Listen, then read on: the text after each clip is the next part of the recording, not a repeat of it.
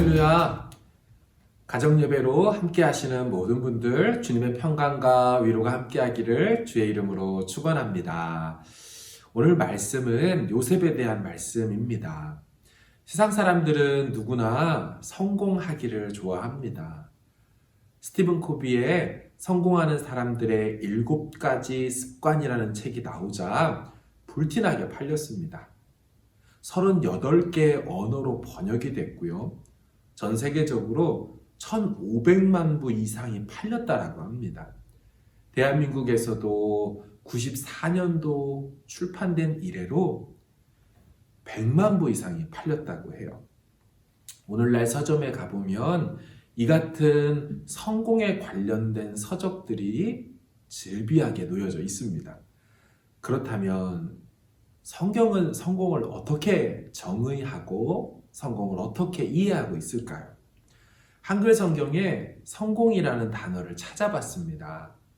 예전에 번역이었던 개역 한글에는 한 번 나오고요. 개정된 개역 개정 사판에는 2번 나옵니다. 대신 어떤 말이 좀 나오냐면 형통이라는 말로 69번 나오고 있었습니다. 영어 성경 번역을 보니 이 단어를 success, 성공이라고 번역하였습니다. 그러다면 성경은 어느 정도 성공과 형통을 비슷하게 다루고 있다는 것을 알 수가 있습니다. 어떻게 이해하면 좋을까요? 우리의 성공, 형통과 세상의 성공과 무엇이 좀 다를까요? 오늘 본문을 통해 형통과 성공에 대해서 좀 살펴보려고 합니다. 오늘 본문 창세기 39장 요셉의 인생을 얘기하면서 형통, success 이 표현이 3번에 걸쳐 나옵니다. 2절과 3절과 23절이죠. 그런데 당시 요셉의 삶이 정말 형통한, 성공한 삶이었을까?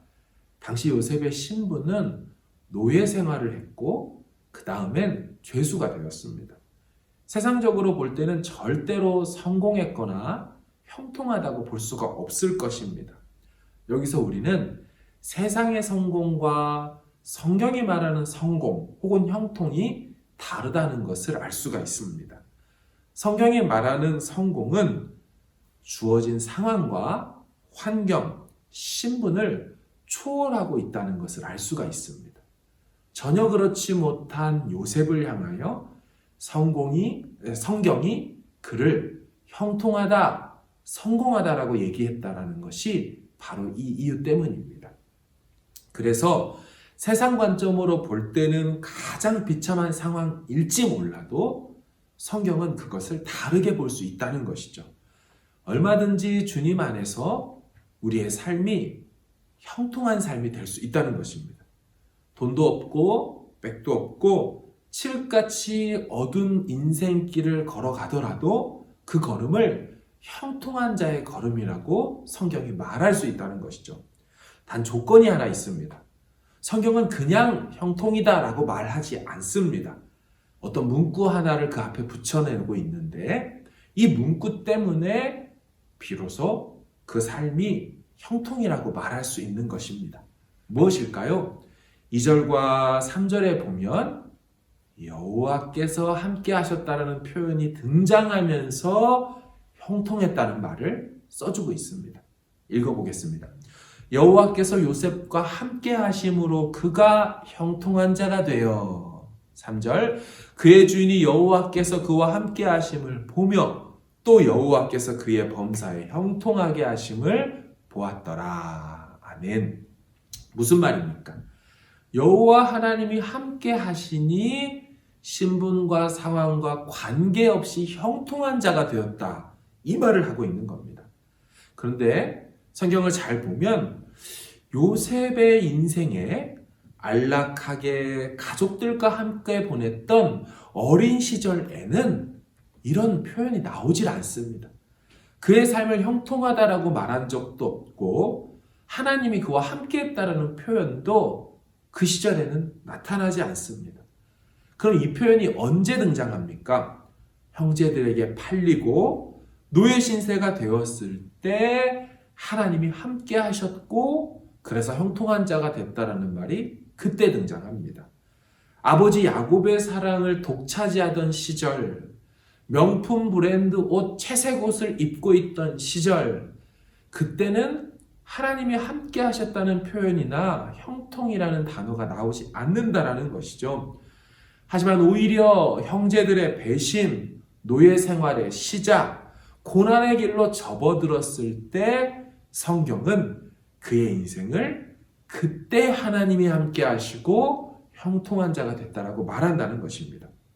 비록 힘든 노예 생활이었지만, 원치 않는 상황이었지만 그때 요셉은 아버지로부터 말로만 들었던 아브라함의 하나님, 이삭의 하나님, 우리 아버지 야곱의 하나님을 그 고난의 한복판에서 만나게 되고 그때 성경은 그를 형통한 길로 접어들었다라고 말한다는 것입니다.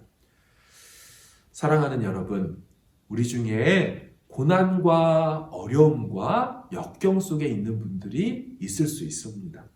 하지만 저는 믿습니다. 그 상황이 우리로 하여금 오히려 그 전에 경험해보지 못했던 하나님의 함께하심, 형통한 자의 삶, 그 상황 속에 오히려 펼쳐지게 되는 줄로 믿습니다.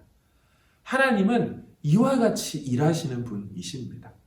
문제도 하나도 없고 통장에 잔고도 두둑하고 앞으로 뭐든지 내가 하고 싶은 대로 할 수 있는 그때, 오히려 그때 하나님이 함께 하셨다, 오히려 그때 우리 삶이 성공했다, 성경은 말하지 않고 고난의 삶이 시작되었을 때 오히려 하나님이 찾아오시고 우리의 길을 하나님 원하시는 길로 새로이 열어 가신다는 것, 이게 바로 성경이 말하는 세상의 성공과 다른 형통한 삶의 모습이라는 것입니다.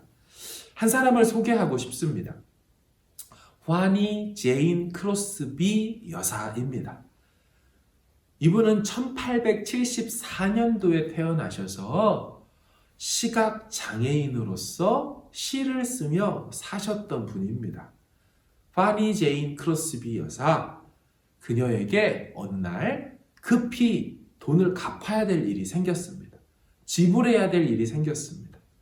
그런데 지갑을 열어보니 $5가 부족했습니다.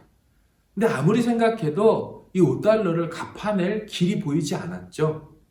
그래서 크로스비 여사는 이거를 놓고 기도했습니다. 하지만 얼마 기도하지 못해 기도를 중단할 수밖에 없었습니다.